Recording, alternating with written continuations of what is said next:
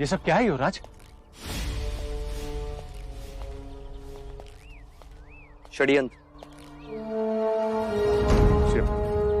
षड्यंत्र? कैसा षड्यंत्र? किसने किया? और ये सब है कौन? है तो अपने ही मंझले का, न जाने क्यों पराये जैसे लग रहे। बलदेव और उर्मिला शाक्य सीमा पार सकुशल कौशल राज्य की सीमा में प्रवेश कर चुके हैं। आप खुश तो है ना? हाँ हाँ हाँ, परंतु ये सब। आप इनकी चिंता ना करें मंझले काका, ये केवल बेसुध। कुछ ही समय पश्चात ये सब आपकी सेवा में उपस्थित हो जाएंगे।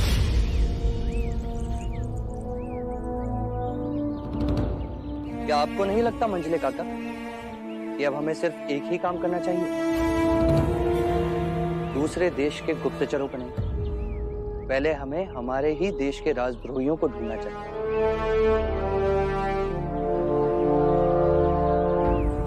ठीक कहा ना मैंने? हाँ, मैं भाई महाराज से इस विषय में अवश्य चर्चा करूंगा।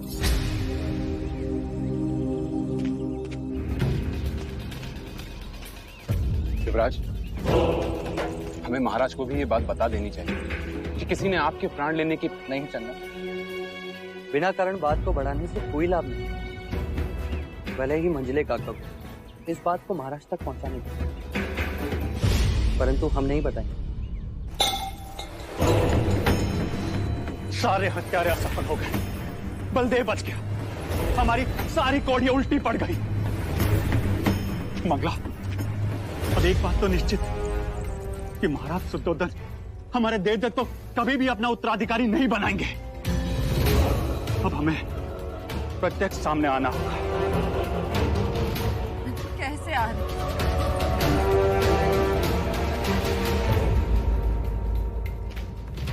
एक रास्ता है, किसी भी प्रकार राजा दंडपानी हमारे हाथ आ जाए। राजा दंडपानी? परंतु उनसे देवदत्त के उत्तराधिकारी बनने का क्या संबंध है आर्य? संबंध है मंगला। देवदत्त को उत्तराधिकारी बनाने के केवल दो ही रास्ते हैं। राजा दंडपानी की महाकौशल से घनिष्ठ मित्रता है और उनकी सहायता से हम महाराज प्रसन्नजीत तक पहुंचेंगे और फिर उनके साथ मिलकर कपिलवस्तु का राज पलट देंगे। और दूसरा रास्ता? यशोधरा। यशोधरा? हाँ मां, जब मैं यशोधरा को देवदाह पहुंचाने गया था तब उसकी जन्म कुंडली देखने कुछ ब्राह्मणगण आए और उन्होंने ये भविष्यवाणी की थी। बधाई हो महाराज दंडपानी, राजकुमारी यशोधरा की जन्म कुंडली में ऐसा ग्रह योग है कि उनका विवाह किसी चक्रवर्ती सम्राट से ही होगा।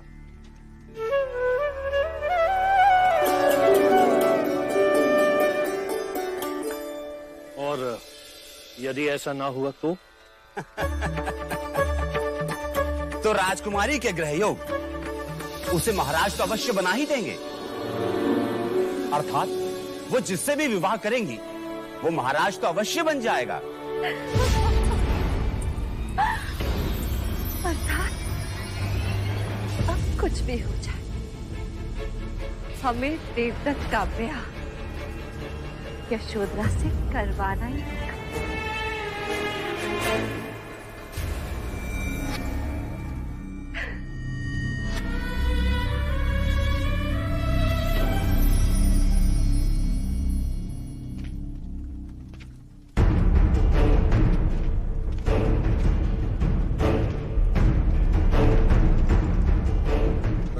कपिलवस्तु के वीर जो युवराज के हाथों पराजित हुए, परंतु यह हुआ कैसे अनुज?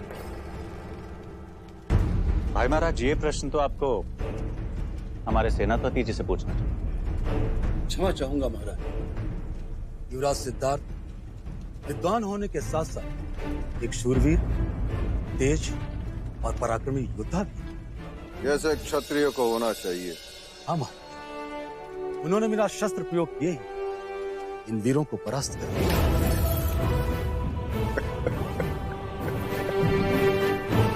मैं अत्यंत प्रसन्न हूं। युवराज सिद्धार्थ ने केवल तुम्हें ही नहीं, मुझे भी पराजित कर दिया। यदि वो यहां उपस्थित होता तो मैं उसकी पीठ थपथपाता और उसे गले लगाता।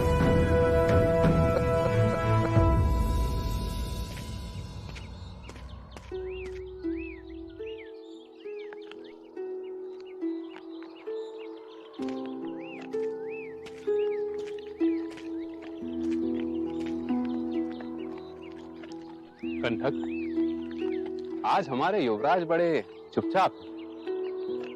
तुम इनसे कुछ बुलवा दो तो जाने।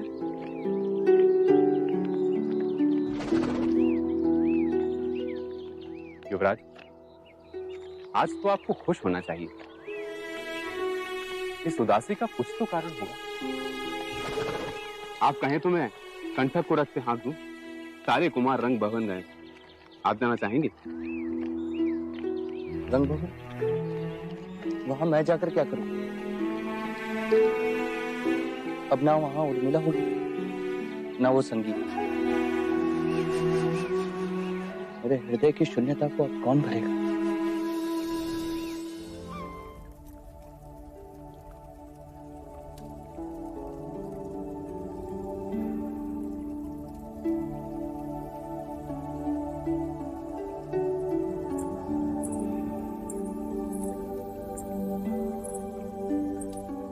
देव, श्रावस्ती से मेरे लिए क्या लाए? एक स्वप्न। स्वप्न? कैसा स्वप्न?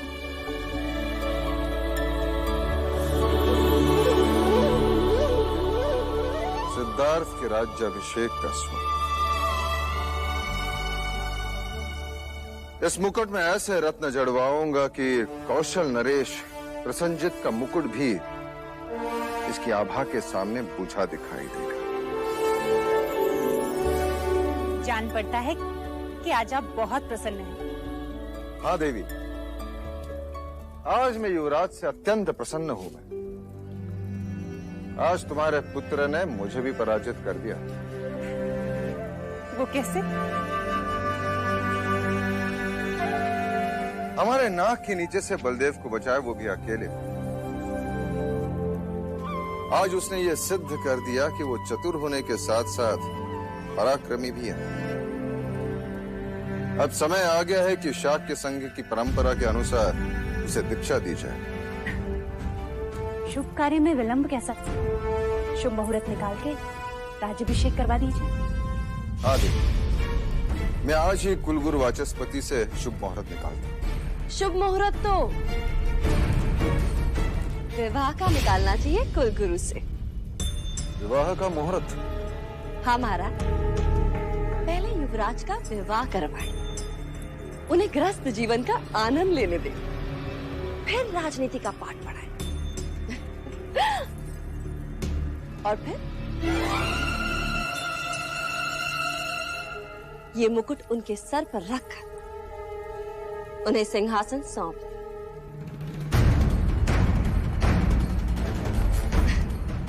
वैसे इस समय इस मुकुट का भार युवराज के लिए बहुत ज्यादा होगा ना? आप तो युवराज को अच्छी तरह से जानते हैं ना। जो भी करते हैं 100% करते हैं। अब राजनीति में रम गए तो समझो राजनीति में ही रम गए। तो संसार कहाँ याद रहेगा? और वैसे महाराज, एक बात का भय भी है कि कहीं राजनीति युवराज सिद्धार्थ को फिर से विरक्त ना बने।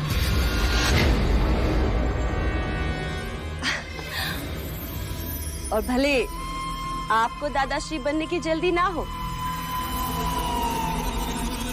परंतु महादेवी प्रजापति को तो है। क्या कहना चाहती हो तुम?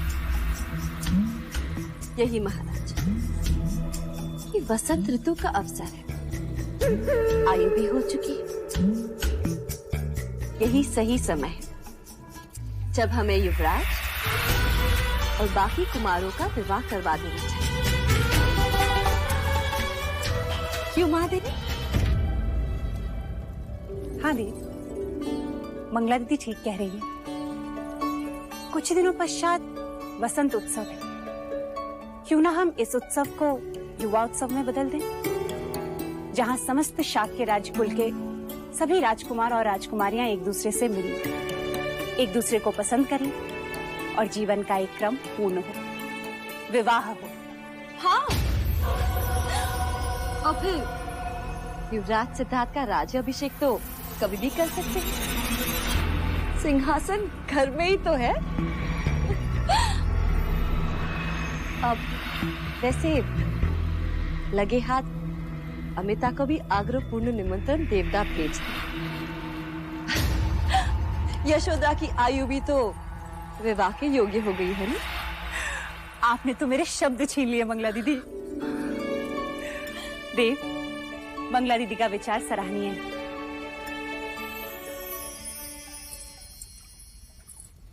अभी तो केवल शब्द छीने हैं महादेवी प्रजापति।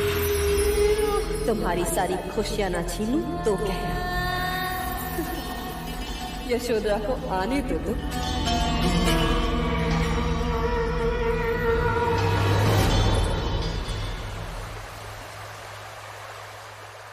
महादेवी, महादेवी, महादेवी, आज राज्यसभा में घोषणा हुई कि वसंत उत्सव में मिलने वाली शाक्य परिषद में युवराज सिद्धार्थ को संघ का सदस्य बनाया जाएगा। सच?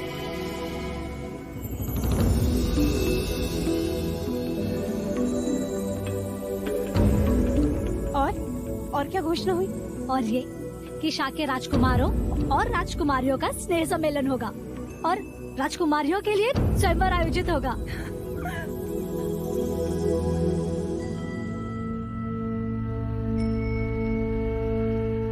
पर तू क्यों इतना खुश हो रही है?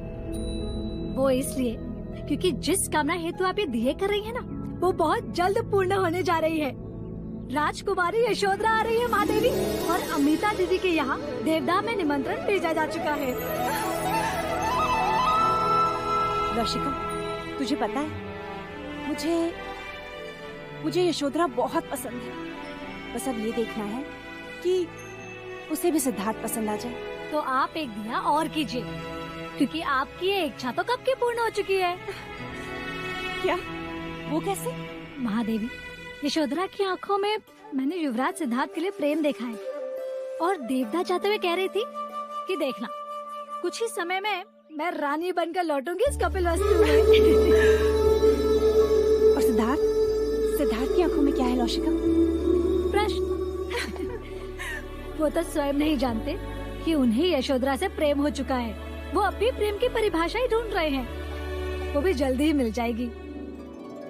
बस आपको उन दोनों को एक करना है।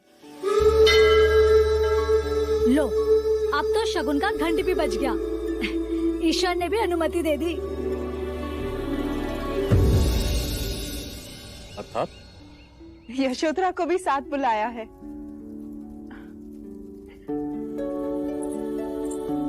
माँ, इतनी प्रसन्न होकर क्या पढ़ रही हो? किसी के विवाह का निमंत्रण आया है क्या? हाँ, ऐसा ही समझ ले। कपिल वस्तु से आया है। वहाँ स्नेह सम्मेलन में युवा उत्सव का आयोजन भी किया गया है। शाक्य कुल के समस्त राजकुमार और राजकुमारी आएंगे वहाँ। और ये भी लिखा है कि हमारे बच्चे विवाह के योग्य हो गए हैं, इसलिए यशोधरा को भी साथ लाना। हाँ। अरे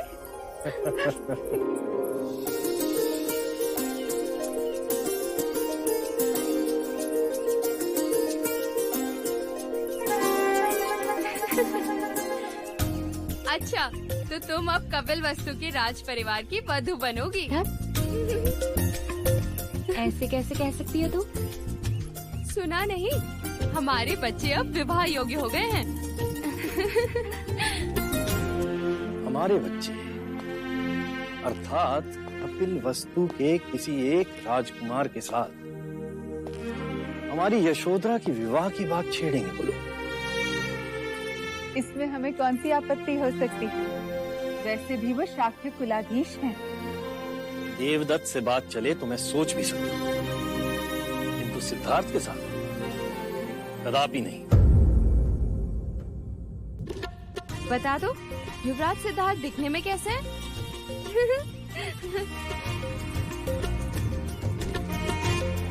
शब्दों से परे है।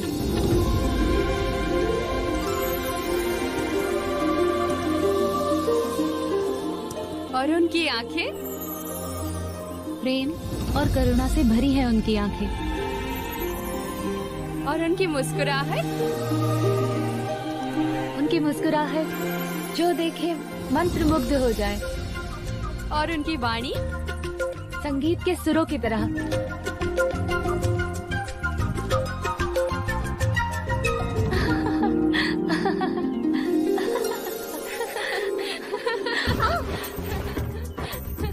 आज तक सुना था, आज देख भी लिया। प्रेम में लोग कैसे गिरते हैं। तुझे अभी बताती हूँ। क्या?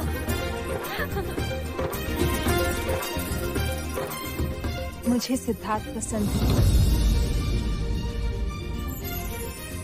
परंतु मुझे देवदत्त पसंद है।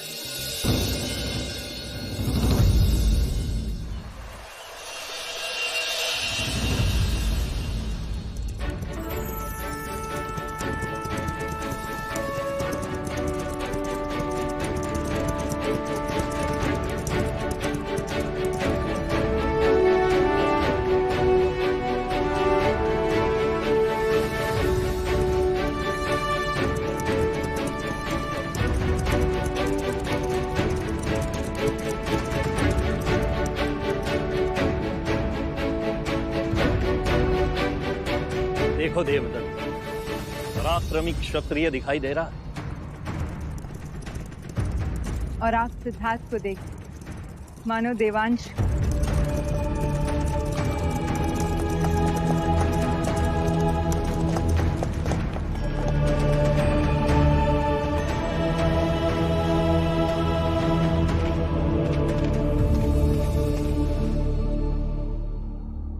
सिद्धार्थ का प्रणाम स्वीकार करें राजा दंडपाणी।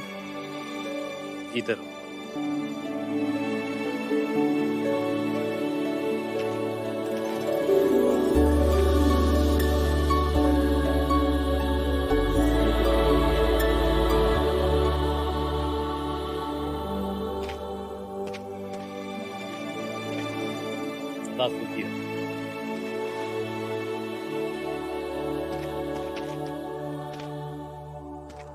स्वागत है आपका कपिलवस्तु में।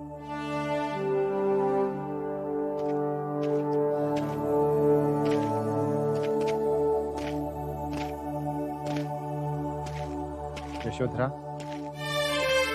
ये तुम्हारे लिए। तुम मेरे लिए कुछ नहीं लाए सिद्धार्थ? मैं जानता था तुम मांग कर लेने वालों में से हो।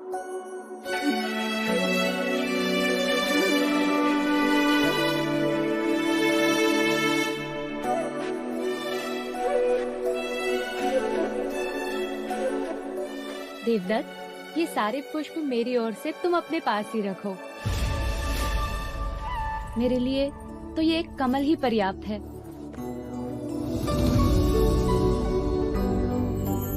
क्या अंतर है मेरे कमल में और सिद्धार्थ के दिए हुए कमल में? प्रत्यक्ष तो कोई नहीं, किंतु हाँ, परोक्ष अवश्य है। हाँ देवदत्त, ये सारे पुष्प तुमने अपने सेवकों से मंगवाए हैं और सिद्धार्थ स्वयं जाकर लेकर आए हैं। हाँ, देखो सिद्धार्थ के पैरों में अभी भी मिट्टी लगी है।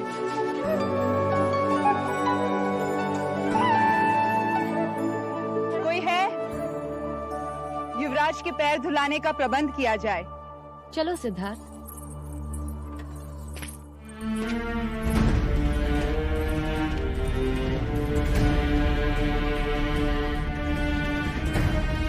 लाओ। राजा द्रोणोदन तुम्हारे बड़े गुणगान कर रहे थे। कह रहे थे तुमने एक चीते का सर काट दिया था।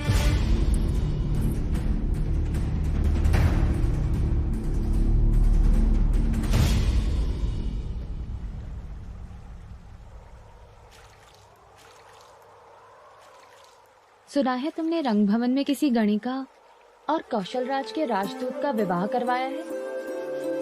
हाँ, वो दोनों एक दूसरे से बहुत प्रेम करते थे। अर्थात अब तुम प्रेम को समझने लगे हो।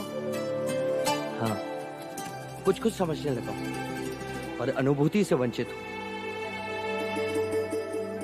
अरे गोपा, क्या हुआ गोपा? कुछ नहीं।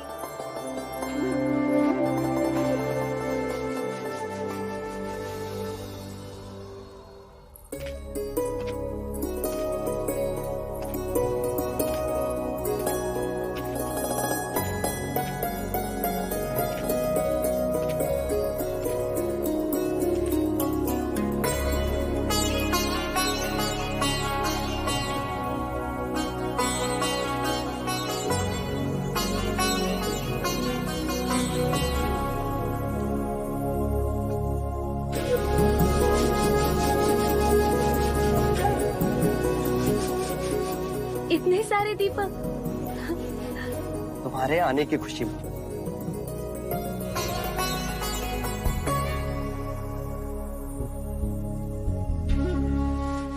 तो अब शब्दों को दृश्य में बदलना सीख लिया तुमने।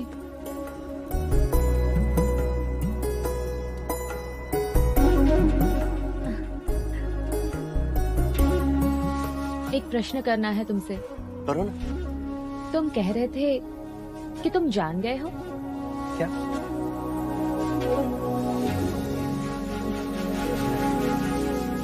प्रेम को। तो अब बताओ, प्रेम क्या है? सच कहा था तुमने। जल से पतला है प्रेम, प्रकाश से तेज है प्रेम। जो आंखों से होता है, जो हृदय से छलकता है, जो बातों में महकता है, वो प्रेम है। प्रेम सब जगह दिखाई देता है। वृक्ष से लिपटी इन लताओं को देखो, हरी झाड़ियों और सरोवर में प्रेम। हंसनी के पीछे हंस का चलना प्रेम। वर्षा ऋतु में मेंढकों का टर टर करना भी प्रेम। अब ये मेंढकों का टर टर बंद करो और कहो, ये प्रेम यदि मनुष्य में हो तो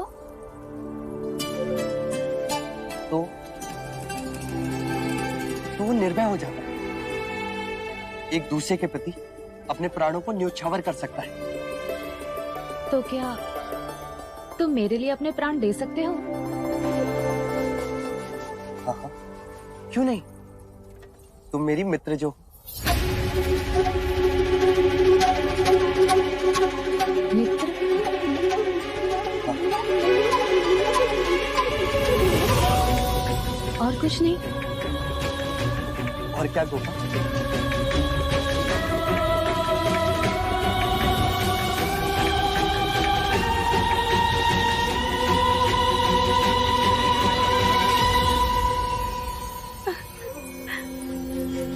गोपा,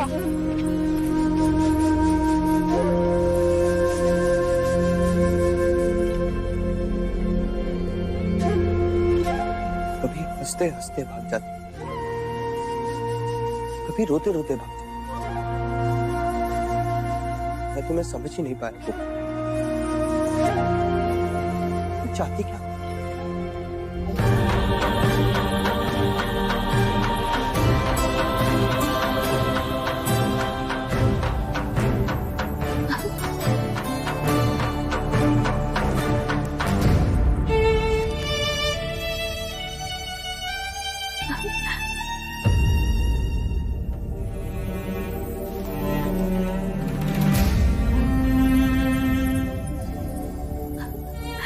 यशोधरा, क्या हुआ? आप रो क्यों रही हैं? क्या युवराज सिद्धार्थ ने कुछ कहा?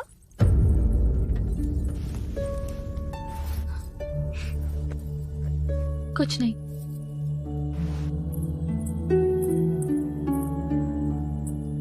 मैं आपको बचपन से जानती हूँ। बताइए, क्या बात है? कुछ कहते ही नहीं। जो शब्द मैं सुनना चाहती हूँ वो शब्द उनके मुख से निकलते ही नहीं।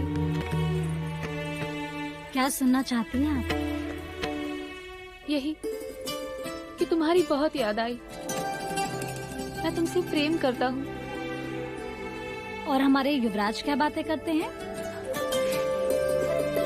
वृक्ष की, लताओं की, सरोवर की, बारिश की, मौसम की, मेंढक की, ज्ञान की और केवल ज्ञान की बातें। प्रेम की तो जैसे कोई अनुभूति ही नहीं है उन्हें।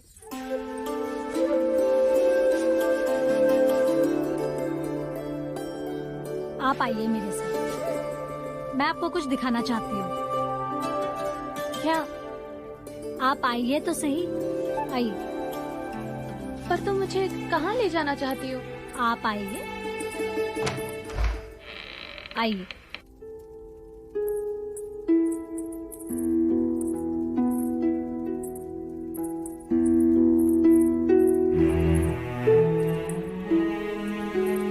ये क्या है? वो शब्द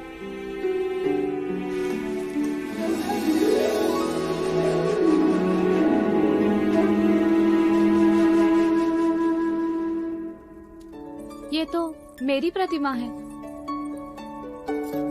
ये किसने बनाई? युवराज ने।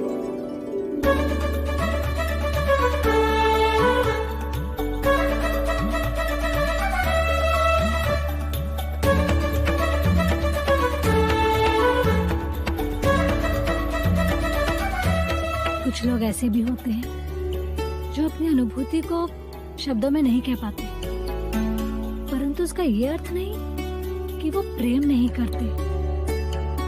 युवराज तो स्वयं नहीं जानते कि वो आपसे कितना प्रेम करते हैं। सच? हाँ, अन्यथा ये प्रतिमा कैसे बनती? युवराज के हृदय मंदिर में आपके सिवा और कोई नहीं है।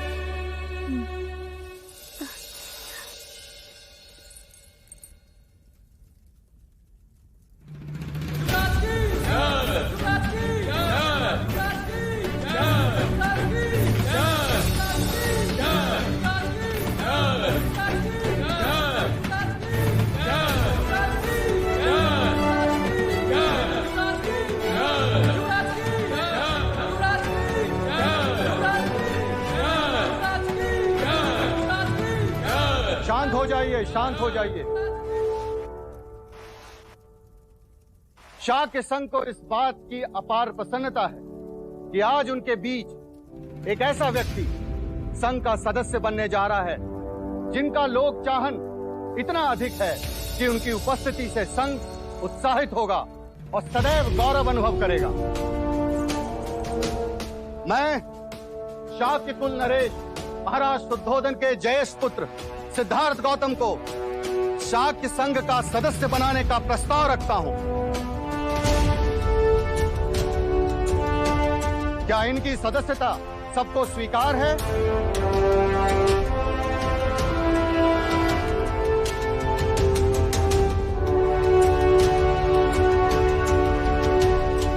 तो क्या यह प्रस्ताव सर्वसम्मति से पारित होता है?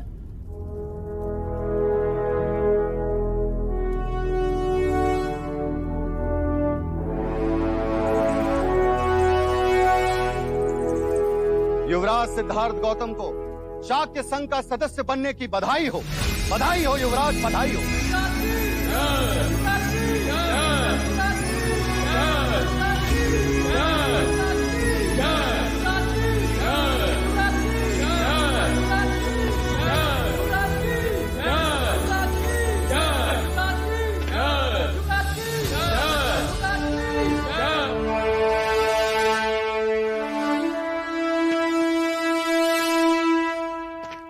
युवराज सिद्धार्थ गौतम, आज तुम्हें इस बात का गर्व होगा कि शाक्य संघ ने तुम्हें सम्मानित किया।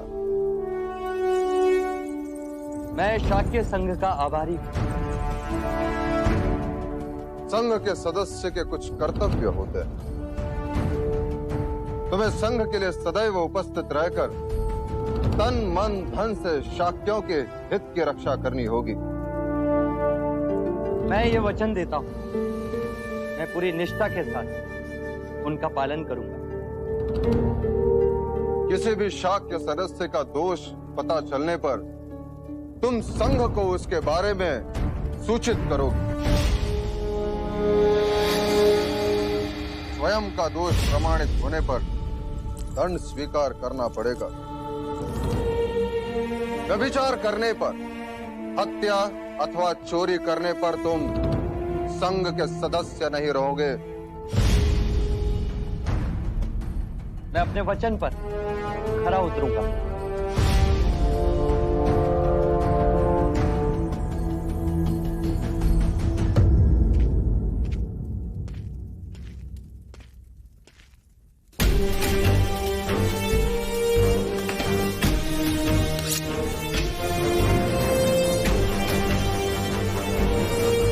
मैं ये प्रतिज्ञा करता हूं, मैं शाक्य कुल के सभी नियमों का सदैव पालन करूंगा। शाक्य कुल पर आने वाली सभी विपत्तियों का सामना करूंगा।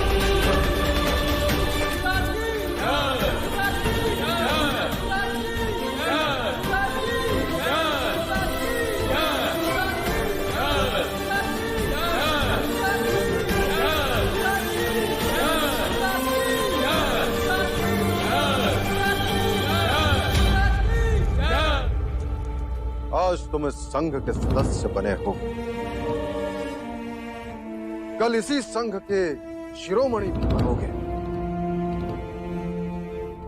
और हम शाक्यों का नाम संपूर्ण भारतवर्ष में गूंजेगा।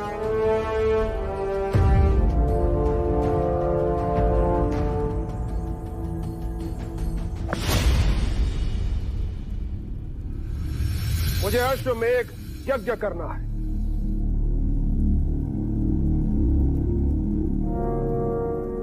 आप अश्वमेघ यज्ञ का अर्थ जानते महाराज? जानता हूं और समझता भी हूं महामंत्री।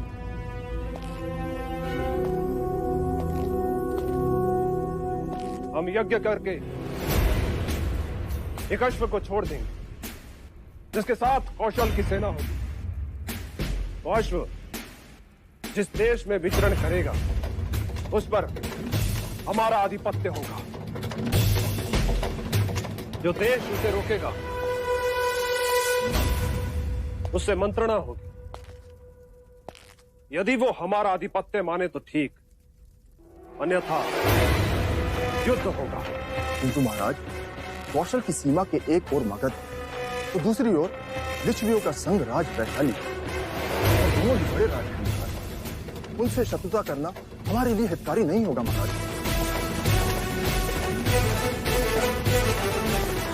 हम उनसे शत्रुता नहीं करेंगे। और हमारा अश्व उस दिशा में गया तो? अश्वमेघ यज्ञ के पश्चात अश्व वहीं जाएगा जहां हम चाहेंगे। मैं तो समझा नहीं महाराज।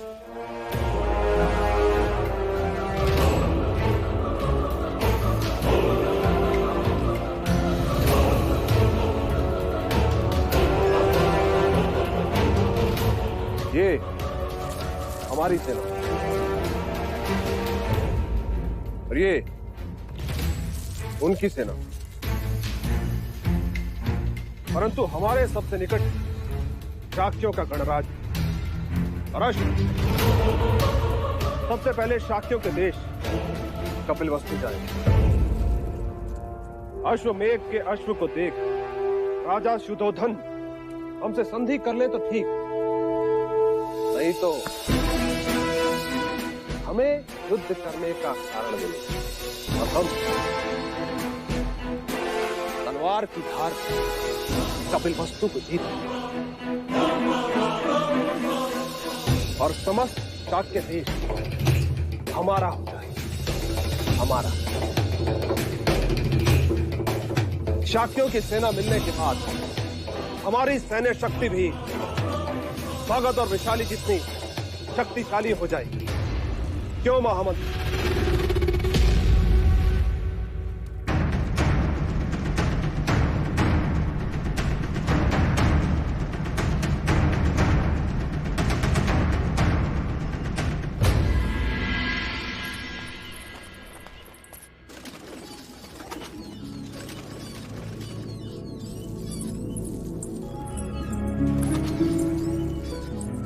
हूँ आप यहाँ मिल गई। क्यों ढूंढ रही हो? एक शुभ समाचार जो देना है। मैंने महाराज और महादेवी को आपके और युवराज सिद्धार्थ के विवाह की बात करते सुना है।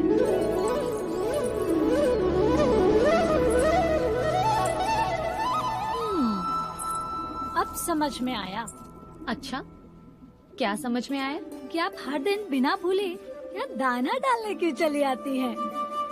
नाम इन पंछियों का और मिलन युवराज से। अरे तो सच सच बताइए, आप यहाँ युवराज की प्रतीक्षा कर रही थी ना? जानती हो तो फिर पूछ क्यों रही हो? इतना ही समझती हो तो फिर यहाँ क्यों रुकी हो? जाओ यहाँ से। अरे जाओ।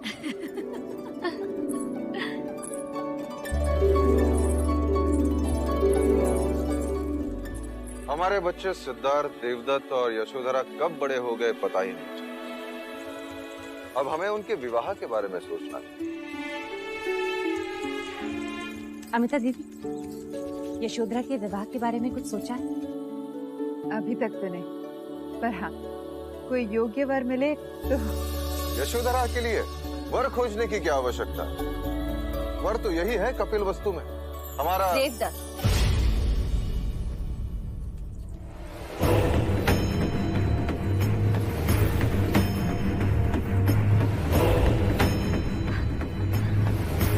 यही कहना चाह रहे थे ना आप महाराज?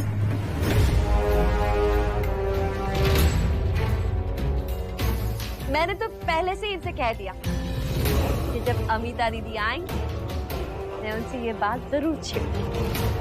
हमने भी ऐसा ही कुछ सोचा कि आप हमसे देवदत्त के बारे में ही बात करेंगे। सच कहा। वैसे भी बड़े भाई का विवाह होगा तब जाकर ही छोटे भाई का विवाह होगा, है ना? और महाराज के लिए तो सिद्धार्थ और देवदत्त, इनकी दो आंखें। और सच कहूं, महाराज देवदत्त के बारे में पहले सोचते।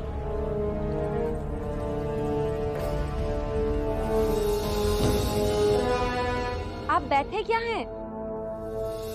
उठिए, महाराज और महादेवी से आशीर्वाद ले लेते हैं। हाँ हाँ क्यों?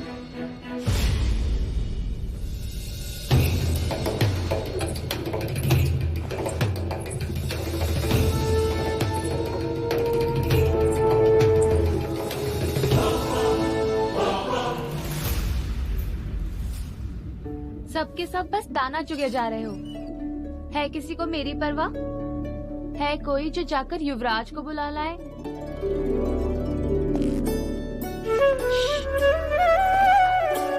आ गए। पता है तुम्हें, इस समय हमारे परिवार वाले हमारे विवाह की बातें कर रहे हैं।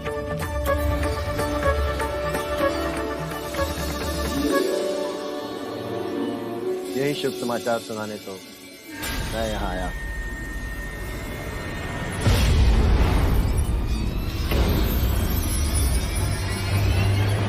देवदत्त और यशोधरा का विवाह।